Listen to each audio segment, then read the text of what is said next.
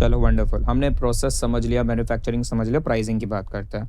ठीक है, सबसे बड़े कॉस्ट फैक्टर्स क्या होते हैं बिजनेस के डायमंड रिलेटेड? अगर पूरे प्रोसेस की बात करें, right away from growing till jewellery manufacturing, so in the whole process the labour is the main cost, correct, to the whole process. क्योंकि हम जब डायमंड कटिंग एंड पॉलिशिंग करते तो at the end the polishing is done manually with the man power. तो अगर हम lab grown की बात करें तो हमारे पास around 2000 employees in lab grown जो पॉलिश कर रहे हैं डायमंड्स, तो वो कॉस्ट हाई है। 2000 के आसपास हमारे ज्वेलरी मैन्युफैक्चरिंग में है, तो वो कॉस्ट हाई है। तो मेन लेबर पे हम ज़्यादा फोकस कर रहे हैं और हम चाहते हैं कि ये चीज़ ऑटोमाइज्ड कैसे हो पाए, ताकि same quality of product with lesser man power we can do. आप लोग सबसे ज्यादा केटर इंडियन क्लाइंट्स को करते हो कि इंटरनेशनल को करते हो with sales respective? With what business? I mean, yeah. CVD. I'm talking about pure lab grown right now. So in lab grown right now, our 100% focus is international market. International market. Right now we haven't started anything in India. Okay. Yeah, definitely. तो आपसे एक चीज सीखने जरूर मिलेगी जो बहुत लोग को जानना होता है, how do you get an international client on board? Before that, let me complete one thing. In India, we have launched D2C jewelry brand called Verlas. Started by your wife. But yes, so my wife is handling the brand overall look वही दे रही. So it's a verlas.in. वो हमने first start किया as a pilot project कि India market में अगर हमें आना है तो किस तरीके से आ सकते हैं। So we started with the online platform, फिर द्रव्य आएगा with the stand alone store. तो वो हिसाब से हम इंडिया में रोल आउट करेंगे in coming years. Now your question is international clients. First of all, being an Indian, जो रेपुटेशन सऊजी अंकल और हमारे फर्स्ट जनरेशन ने जो क्रिएट की है, वो हमें काफ़ी हेल्प करती है for international client to get on board. आपको सरप्राइज लगेगा। For them social activity has the highest impact. They never talk about the price, they never talk about the product, but what social activities that you are doing for the society, for the nature, उनके लिए वो ज़्यादा importance है। कोई भी client सूरत आता है, जब विजिट करता है, जब भी मैं उनसे सोशल इम्पैक्ट की बात स्टार्ट करता हूँ, जैसे creating the lakes, planting the trees, तो 60-70% टाइम उस पर फोकस होता है। फिर एंड में थोड़ा बिजनेस की बात करते हैं, पर फिर उनका इम्पैक्ट उनके कंपनी में यही होता है कि this is very good company to work with. अगर ऐसी कोई कंपनी से हम काम कर रहे हैं तो इनडायरेक्टली हम सोसाइटी को हेल्प कर रहे हैं और नेचर को भी हेल्प कर रहे हैं। बट ये तो ढोलकिया फैमिली का हुआ।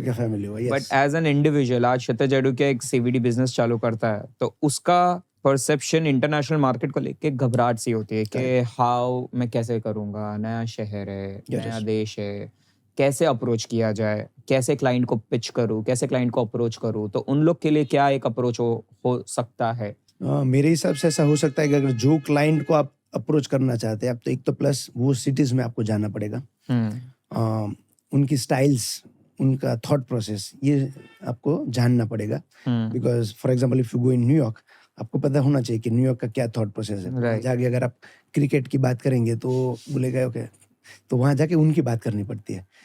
एंड सेकेंड, अंकल वो भी चाहते हैं कि और प्रोडक्ट शुड स्पीक, राइट। ऐसा प्रोडक्ट आप लेकर जाओ वो क्लाइंट के सामने कि जब प्रोडक्ट वो देखता है तो उसको लगेगा नहीं कुछ काम करते हैं। तो प्रोडक्ट ही ऐसा बनाओ कि वो खुद बोले कि नहीं मुझे ये आप खरीदो। यूजुअली कॉस्ट स्ट्रक्चर क्या होता है सीवीडी का? As I said, 60% goes for the energy. नहीं, बट एक प्राइस पॉइंट क्या है डायमंड का? 1 कैरेट का इतना होता है। So 1 carat, if you really want to sell in Indian market, so Tata की बात कर ले तो उन्होंने बियॉन करके एक ब्रांड लॉन्च किया। So in that they are selling around 25,000 rupees per carat. और ये इंटरनेशनल मार्केट में कितना होता है? International market it will be around $800. Okay. Around $800. So इतना difference? Yes. 25,000 versus 70,000. Yes. Crazy. Correct. क्यों? क्योंकि वहाँ कॉस्ट ज्यादा है, रेंट ज्यादा है। और मार्जिन कितना होता है ये बिजनेस में? So in US the jewelers are making around 60%, 65% margin. Indian consumer might be making around 25 to 30% margin. Right. और उनको सबसे ज्यादा चैलेंजेस कब होते हैं प्राइसिंग में, बाहर इंटरनेशनल मार्केट में और डोमेस्टिक मार्केट में?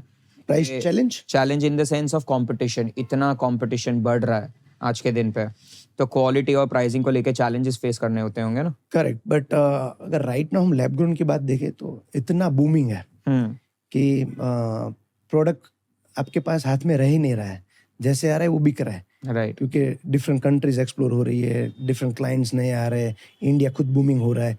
तो हम for example talking about our company, हम जितना भी प्रोडक्ट हम प्रोडक्शन करते हैं उससे ज़्यादा मार्केट से परचेस कर रहे हैं और Wow. फिर कस्टमर को हम दे रहे हैं।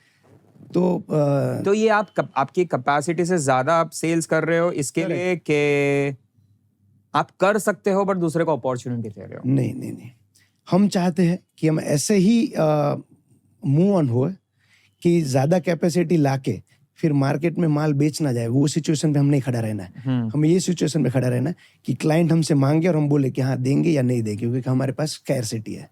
तो ऐसा नहीं करना कि 1000 कैरेट डायमंड हाथ में लेकर फिर हम बेचने जा रहे हैं। नहीं, मेरे पास 500 ही है, उसकी रिक्वायरमेंट 1000 है, तो एक कॉन्फिडेंट रहेगा बेचने में।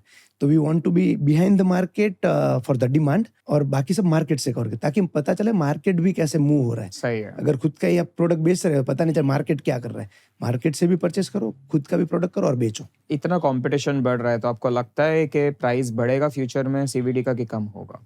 ऐसे स्टेज पे हम पहुंच चुके हैं कि जहां हम सोच रहे हैं कि ये स्टेबल हो सकता है। ओके।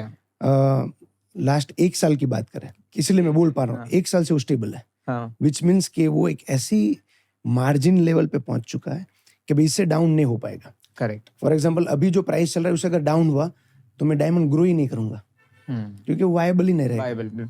तो अभी ये पॉइंट पे है कि हर एक को, हाँ, एक हेल्दी मार्जिन है सबके पास, जो भी 10-15%, 20% होनी चाहिए हर एक डिवीजन पे, तो वो लेवल पे बिजनेस पहुंच चुका है, इसीलिए अभी वो बूमिंग हो रहा है। बट आप कह रहे हो कि मैं ग्रो ही नहीं करूंगा, बट आपका जैसा माइंडसेट दूसरे का थोड़ी ना होगा। वो बोलेगा कि चलो मैं ग्रो करता हूँ, अच्छा है वो नहीं कर रहा। सर्वाइव ही नहीं होगा। Right. The payback period for that investment goes longer. क्या रहता है पेमेंट पीरियड? नहीं, the payback period for payback period, so payback period for lab grown is, अगर वो 3 साल में पेबैक हो रहा है then you find it is a good business, right. तो अगर प्राइस ड्रॉप हो रहा है और वो पेबैक अगर 6 साल हो रहा है तो मेरे पास और काफी ऑप्शन है काम करने के लिए। तो वो हिसाब से मैं सोच रहा हूँ कि अगर प्राइस ज्यादा कम होगी तो लोग ग्रो नहीं करेंगे। करेक्ट। इसलिए ये स्टेबल दिख रहा है।